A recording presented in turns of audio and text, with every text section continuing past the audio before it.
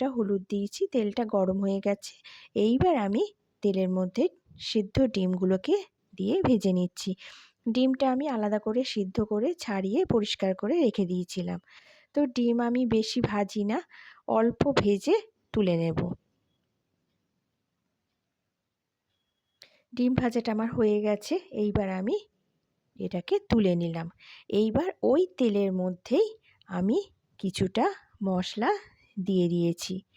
এর মধ্যে দিয়েছি আদা, রসুন, কাঁচা লঙ্কা, পেঁয়াজ, গোটা জিরে দিয়ে আমি এটাকে পেস্ট করে নিয়েছি। যেহেতু আমি পেঁয়াজটাকে এর সঙ্গে পেস্ট করে নিয়েছি, ওই জন্য কুচনো পেঁয়াজ আমি দিইনি। আর কিছু গুঁড়ো মশলা দিয়ে দিয়েছি, হলুদ, লঙ্কা, ধনে গুঁড়ো, কাশ্মীরি লঙ্কার গুঁড়ো, আর দিয়েছি একটু চিনি